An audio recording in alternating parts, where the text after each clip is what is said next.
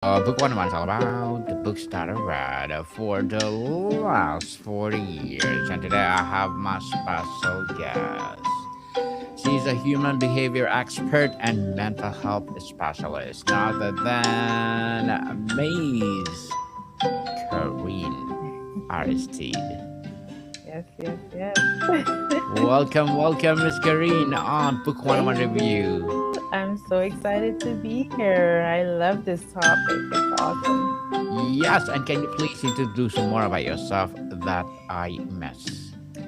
Yeah, so I am a mom of five adult children now, aged 25 to 19, married to my soulmate, 27 years this year. Mm-hmm. And yeah, and we have been in the entrepreneurship game for quite a while. I'm probably going to date myself, but it's been about 20 years. And yes, and we have been just enjoying life, you know. So we decided to have our kids and business too for a bit. And we just love people and love to share what we have to the world. And more for me professionally, I decided to really delve into human behavior. So I do have a bachelor's in psychology with a minor in neuroscience and mental health. I also have a post baccalaureate degree in cognitive science. And I just love to understand how people think, how people behave, and what we can do to help be the best version of ourselves in every single thing that we do. So that's about it. Yes, the best version of ourselves. We love that, Miss Kareem. Thank you for sharing your knowledge and wisdom to the world. Alrighty. And today, let's talk about being before doing, embracing Yes. authenticity for personal growth. So, Yes. tell us the identity trap. Many of us build our identities around what we do, our jobs, roles, or achievements. Can you describe a movement when it going based identity crack or felt insufficient of what emptiness or confusion revealed? Yes. So as I said, I love being an entrepreneur, and I kind of became an entrepreneur for my kids. But at the same time, there was one business that I was building back in 2008, and it was really going well. But I was just an overachiever, and I had the savior complex and the superwoman syndrome. I had it all, and I ended up overdoing it one particular weekend. And to make a long story short, I basically crashed into an apartment building and almost died. And so, Mm. because I fell asleep at the wheel because I was so exhausted by doing. And but this experience really taught me the importance of taking care of your soul. And that's how I started looking at the science of the soul in a way that is very existential, because sometimes, well, that's how we're made, really. We usually, what makes us stop and what makes us really kind of decide to change is when something tragic happens, when we hit the wall. And so um now, I with all of my experiences, I try to help people prevent that. So before actually crashing, to really understand what's really going on internally and make sure that you're living your life according to who you know to be deep inside, and not what the circumstances of what society is asking you to be or making you to be. Mm. Making to be. Miss Kareen, in your experience, what is the most common and costly performance people but on their professional lives? What energy does it drain, or what opportunity does it block? Can you repeat? I'm sorry, I missed the first part of the question. No worries at all. So we're talking about the cost of the mass. In your Okay. experience, what is the most common and costly performance people but on their professional lives? What energy does it drain? What opportunities does it block? So, if I understand correctly, the most common block that happens in your professional life that prevents you Mm-hmm. from moving forward. Yes. Or either Okay. it drain. Oh, yeah. So, I think the most, um, the one that's most common is the comparison syndrome. So, a lot of the times people compare themselves to others. And I just had this conversation with one of my mentees yesterday.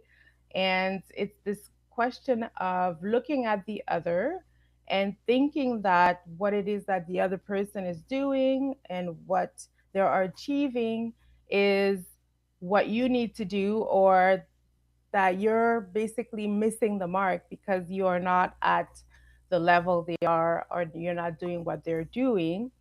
And the reality is, you do not know what is really going on in this other person's head, and what it is that's motivating them to do what they do, or to be where they are. Many people are living life that I call plagiarized lives.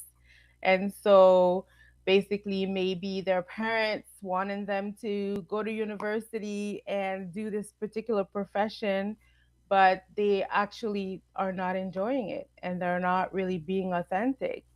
And so a lot of the times, that's what happens. We model our lives according to what we think is the right thing, or that we think is what is going to make us successful, but we're looking at it from the wrong lens, right? So it has Mm. to come from the within, inside out living. That's how I call it. Instead of plagiarized living. Definitely. Very well said, Miss Kareen. So let's talk about the listening to the quiet self. In a culture that prizes constant action, being can feel passive.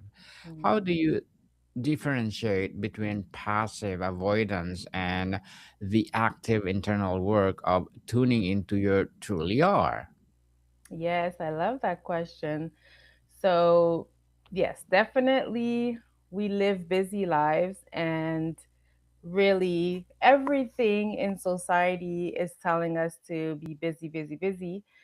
And what happens is we have lost the art of just sitting with ourselves and being in tune with our internal dialogue.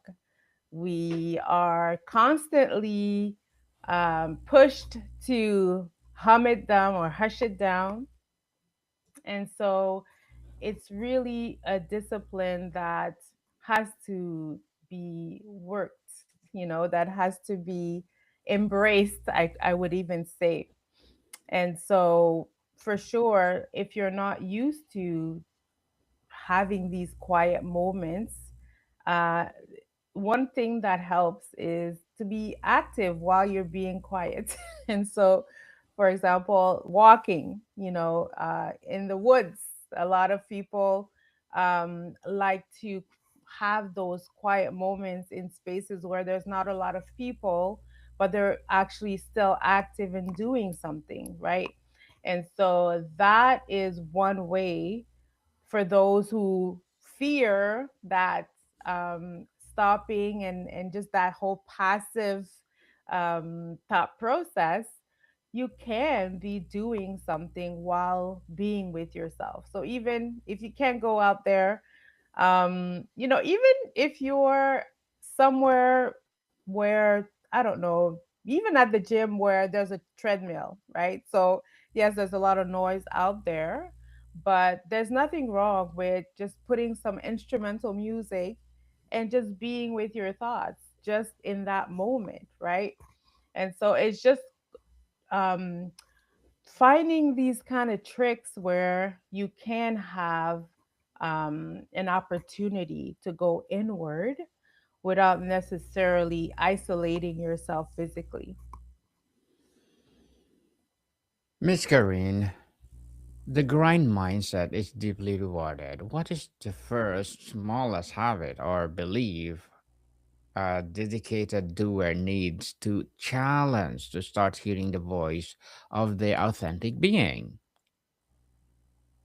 Can you repeat that? I'm so sorry. No worries. So, we're talking about the unlearning hassle. So, the Okay. grind mindset is deeply rewarded. What is the Hmm. first smallest habit or belief a dedicated doer needs to challenge to start hearing the voice for their authentic being? Okay. So, one thing that I find really helpful that helped me was to really think about what it is that you value, because what we value really leads us, right? And it makes me think of a book that I read called The Courage to Be Disliked. And this book basically is written by two Japanese philosophers that highlight a psychologist called Alfred Adler. And basically, the book is about a older philosopher that is having a conversation with a younger student that is struggling with life. And the whole the whole point of the whole conversation is that when we are focused on what other people think, or how people perceive us, then that is when we are afraid to be authentic, because we want to be liked. So when we basically accept the fact that people will dislike us, that not everybody is going to love us, then that gives us the opportunity to be our authentic self. And so I think that just being in this space of really realizing that and embracing that philosophy, that has made a huge difference in my life, and has also helped with removing that grind mentality, because now all I really care about is being who I'm called to be, and I will touch whoever I need to touch. Not everybody's gonna like me, and that's okay. And I'm not trying to conform myself to a certain image, right? And that also gives a lot of freedom and peace too. Mm. Freedom and a peace. Mhm. Definitely. You will like that, Miss Kareen. So let's talk about the compass versus the map. If being is our inner compass and doing is the map we follow, how do we recalibrate when the point in wildly different directions? Can you share an example of navigating that tension? Yes, so for sure, I think that um, I talked about a lot about being in that space of the identity of entrepreneur, right? So that has been something that has been there for 20 years. And so, um, but life was really pointing in a different direction very recently. And it was definitely hard to decide to let that, put that aside, or kind of explore other opportunities, right? And so when an opportunity came to consider being an employee, which I hadn't been in so many years. But this particular opportunity was really reuniting all of my past experiences. And so I used to be an employment consultant. I loved my career, my profession. And 5 kids later, ended up into entrepreneurship. And this is where I developed the teaching, coaching, consulting, and all of that. And this particular position that came up, kind of um, it gave an opportunity to be my whole self, combining all of these experiences that I've had for the past 30 years. And stepping into this role has been so phenomenal, and being accepted wholeheartedly and celebrated, not just accepted, but celebrated in a company that basically gives me room to be and do whatever it is that I see fit. It's sort of like an entrepreneurship sort of position, which marries very well with this transition from being an entrepreneur to being now an employee. And I find that that has been a real great highlight of my career so far. Hmm. Well, congratulations for that, Thank you. Miss Kareen. So, what are your short term and long term goals as a human behavior expert as well as a mental health specialist? Yes. So, short term goal is continuing my education. My goal is to um, start an MA very soon in September, a master's, that is. And I would love to combine all of my experiences and my passions in psychology, in cognitive science, and also in philosophy and neuroscience, to really come up with an amazing project. So I'm very excited about that piece. And long term, definitely writing a second book is definitely part of my long term goals. I've been working on this book for quite a while now. And so the book is really on managing your mental health according to your personality. And so one of the tools that I use is the in human behavior model is the DISC model of human behavior. And this book is about managing your mental health according to your DISC personality style. So I'm really looking forward to releasing that book either later this year or early next year. Well, good luck to your goals, Miss Kareen, Thank you. and looking forward for more success. And what would be your piece of advice for those people out there who want to be like you? Wow. I my piece of advice is be like you. All right. Be You like can, you. yeah, you can definitely be inspired by other people and, receive advice, but nobody can be you. You are unique, and so you need to make sure that you find that uniqueness. And another book that I can recommend for you is called Permission to Live Free.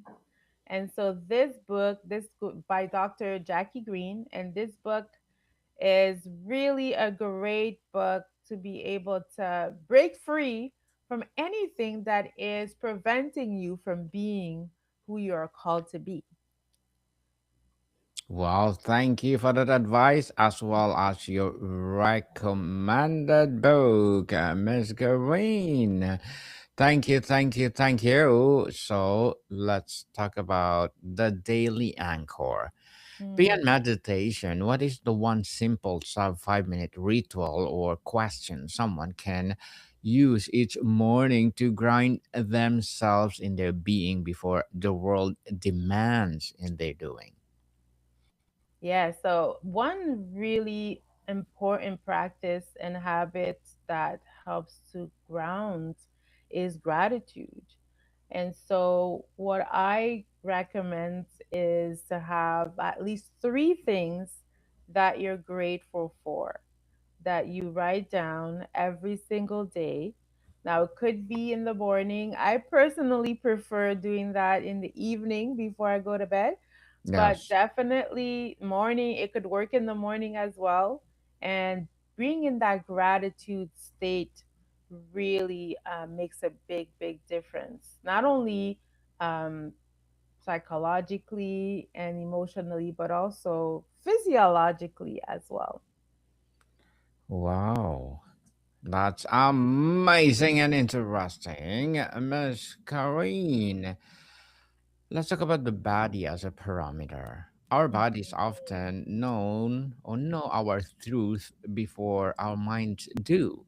Yeah. How can we become better at reading a physical signals, just like tightness, energy, or restlessness, that indicate we are acting out of alignment? Yes. Very good question. And one of the greatest ways to do that is to actually ask yourself questions. What do I need right now? So we're so good with that when it comes to physical hunger, right? So when our belly starts to, grumble, like we know that, okay, we need to eat, right? Mm-hmm. And so we can have that same sort of understanding when it comes to physical, any other physical ailments, right?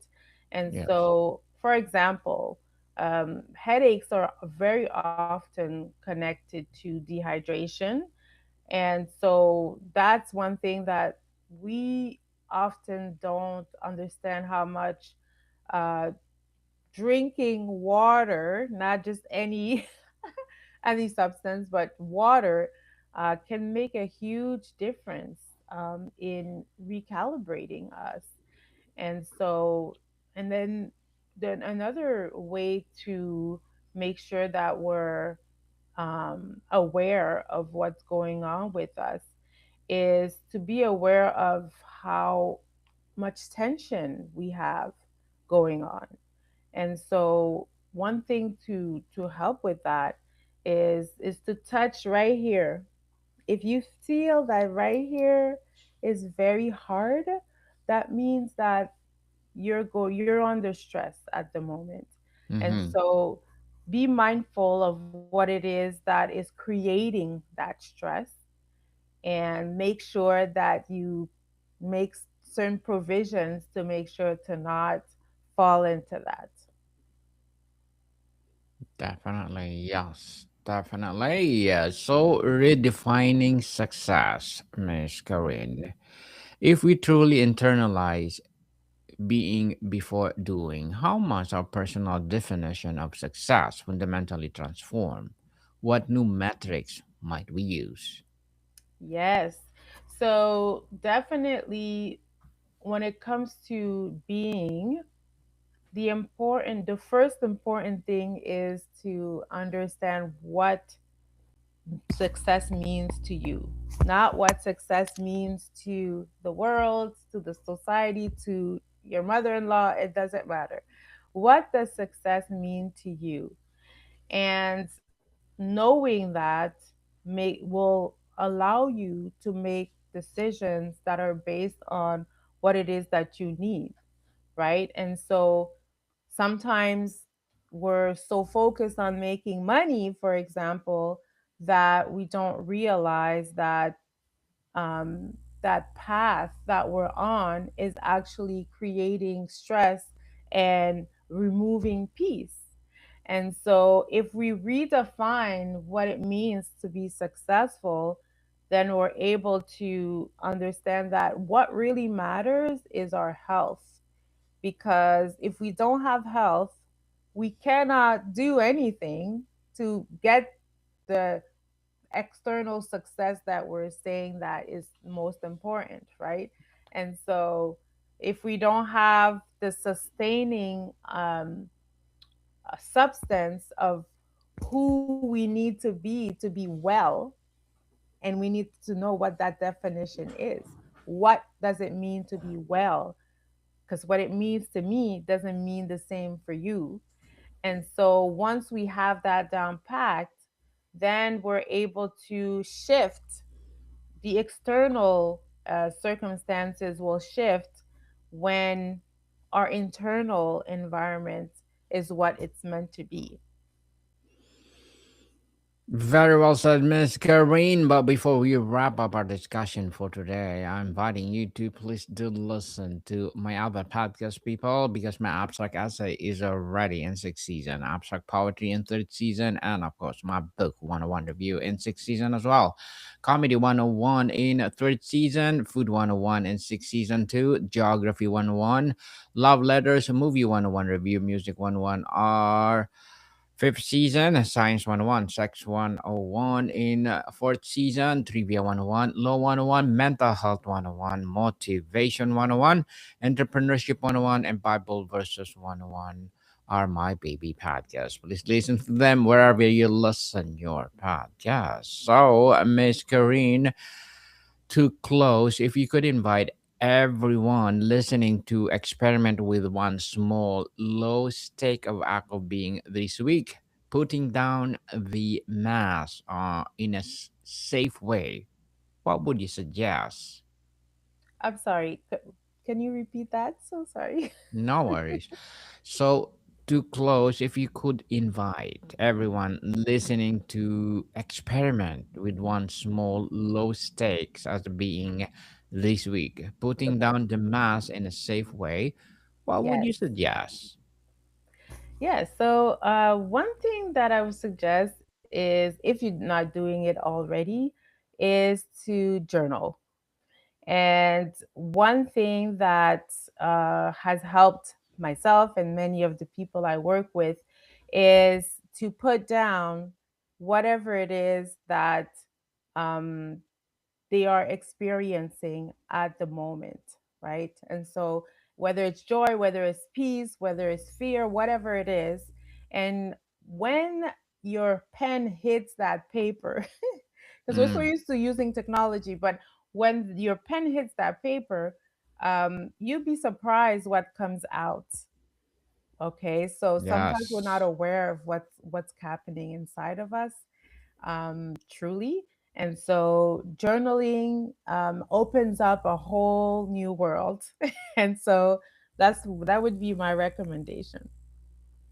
Okay. Thank you for that recommendation or suggestion, Miss Kareen. And thank you so much for sharing your knowledge and wisdom to the world. You're welcome. Yes, so can you please invite our listeners to support your business, your advocacy, or whatever projects that you're doing right now? Absolutely. So definitely I invite you to type my name, Dare to Rise with Kareen Aristide on Google, and you will find a whole lot of different resources, including my YouTube channel. And I have a wonderful Substack and also LinkedIn newsletter that you can subscribe to. And yeah, let's continue the journey together. Yes, people, let's support Miss Kareen Aristide because if you support her, for sure, more and more empowering advocacy like this to rise. So, Miss Kareen, thank you so much for your time. Thank you, Daniel, for having me. I appreciate it. Welcome, people. See you soon.